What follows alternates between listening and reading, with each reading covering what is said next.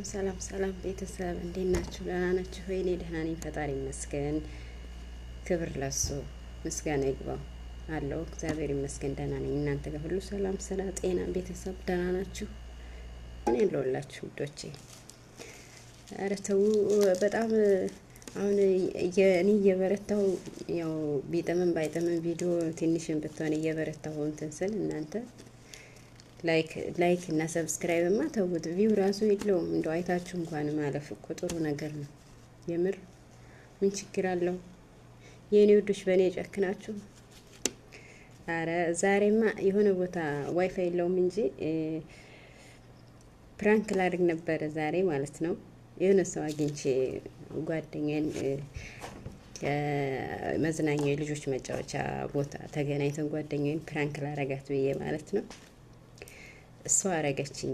እኔ ግን በቃ እዚህ ቪዲዮ ልጭናለሁ ብዬ ነበረ ፕራንክ አርገት፣ ግን ዋይፋይ እኔ ዳታም አልሞላሁም። አጋጣሚ ሆነው ድንገት ነበር ያወጣሁት፣ ሳይሳካልኝ ቀረላችኋለሁ። እና ያንን ፕራንክ ቪዲዮ ቢይዘው ኖሮ በጣም ትስቁ ነበረ። በዛውም አጋጣሚ ሰብስክራይብ ታረጉኝ ነበር። እርግጠኛ ነኝ የምለቃት ቪዲዮ ምንም አልጣማችሁም። ለዛ ነው ዝም ያለችሁ እያለፋችሁት። ጀምር ኧረ ተው፣ ላይክ ሰብስክራይብ ሼር አድርጉ ለምታውቁት ሰው። የምር እግዚአብሔርን ተምሬ ነው እና እላችኋለሁ። እህቴ ወደ አገር ቤት ልትገባ ነበር። እህቴ ልትገባ ማለት ነው። ከዛ ጓደኛዋ 75 ኪሎ ሻንጣ እንትን ኪሎ ማለት ነው በሻንጣ ይዛ፣ የእህቴ ጓደኛ ማለት ነው። ለካ የተፈቀደላት ያው በብር ምናምን አሳልፋለሁ ብላ ነው መሰለኝ የተፈቀደላት 30 ኪሎ ነው። ጉድ ልንገራችሁ፣ ጉድ እንደው ካያችሁት ድንገት ይጠቅማችኋል። 30 ኪሎ ተፈቅዶላት እሷ 75 ኪሎ ይዛ ሄደች። የሚገራርም እቃ ነው ደግሞ ይዛ ሄደችው ለቤተሰቦቿ።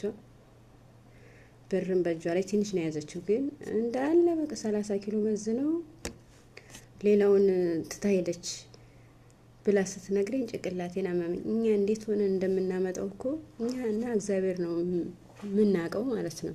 እንግዲህ አስቡት፣ ያ ሁሉ እቃ ገዝታ እንግዲህ ያው በጣም ነው የሚያናድደው። እና እያለቀሰች ምናምን ሄደች። እንዴት ይሻላል እስኪ ጠይቂልኝ ምናምን አለች። እንዳትገዥ ያልኳት ማለት ነው። እኔ ማለት ከመክሬ ውጪ ከሆነች የራሷ ጉዳይ ነው። እንዳትገዢ ቢያንስ 25 ኪሎ ራሱ አሳንዘሽ ነው መያዝ ያለብሽ። ብርሽን በእጅሽ ይዘሽ እዛ ሄደሽ ብትገዢ ይሻላል ምናምን ብያት። አሁን እያወራን እኮ ልክ እሷ ስልኩን ስዘጋው ነው አሁን ወደ ቪዲዮ ለመስራት የመጣሁት ማለት ነው። እያወራን ነበር እና እህት ወንድሞቼ ይሄን ቪዲዮ እያያችሁት ከሆነ የመዳም ቅመሞች እኛ እንዴት ሆነ ነው የምናመጣው ይችን ብር ማለት ነው። እንግዲህ ያስባችኋል። በቃ በጣም ነው የምትበሳጨው። ምነው ባልገዛሁ፣ ምነው ብሬን ባያስኩኝ ምናምን ነው የምትለው ማለት ነው። ብዙ ልጆች እንደዛ እያሉኝ ነበር፣ ግን እኔ አላመንኩም። እኔ እህቴ ጓደኛዋ ስለሆነች ነው እንጂ ያመንኩት። ብዙ ልጆች እንደዛ ጥለን ሄድን፣ ብር የሌለው ሰው ግን በብር ያልፋል ምናምን የሚባል ነበረ የሰማሁት ማለት ነው። አላለፈላትም።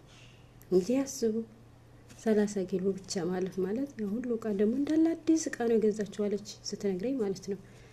እና በጣም ነው የሚያናደደው በጣም። እና እህቶች ልንገራችሁ፣ የመዳም ቅመሞች አትግዙ። በቃ ለራሳችሁ ብቻ መቀየሪያ ይዛችሁ ብሩ ካለ ማለት ለቤተሰብ ያው ግድ ያው እዚህ ቆይታችሁ ስትሄዱ ቤተሰብ ይጓጓል። በእርግጥ ግን ደግሞ መናገር በቃ ስለማይቻል ያናክል ኪሎ አይቻልም። ብዙ እቃ መሄድ አሁን ቀርቷል ተከልክሏል ብላችሁ ካስረድዳችሁ በስልክ እዛም የሚበቃቸውን ብር ካላችሁ እዛ እቃ ሞልቷል። እዛ ሀገራችን እኮ እኛ ብር ነው እንጂ ይችናት ያስቸገረችን። ካለን ብር ከያዛችሁ እዛ ሄዳችሁ ለቤተሰብ እንደውም አይናቸው እያየ ያማራቸውን ይገዛሉ ማለት ነው። በእኛ ምርጫ ከምንገዛላቸው እዛ መርጠው ራሳቸው ይገዛሉ። እኔ እንደዛ ነው ያሰብኩት እንጂ እንዴ ስንት መከራ አይቼ እንትን ያልኩትን ብር አጨፍጨፌማ እዚህ ለማንም ልብስ ጥዬ አልሄድም። እና እባካችሁ አትጎዱ የመዳም ቅመሞች ጓደኞቼ፣ እግዚአብሔርን እንዴ በቃ 25 ኪሎ እንደው 30 ቢፈቀድ 25 ኪሎ በቃ ለራሳችን መቀየሪያ ብቻ ለራሳችሁ የራሳችሁ ልብስ ብቻ ያው ከ30 መቼም አይበልጥም። እንደው አዲስን ብትገዙ የራሳችሁን ይዛችሁ ትልቁ ነገር እኮ እግዚአብሔር አቆይቶ እስከምትሄዱ ድረስ እግዚአብሔር ያቆያችሁ አምላክ እሱን አመስግናችሁ። ዋናው ነገር ትልቁ ነገር ሙሉ ጤና ሆናችሁ ጤነኛ ሆናችሁ በሰላም መመለሳችሁ እሱ ራሱ በጣም ትልቅ ነገር ነው እኮ።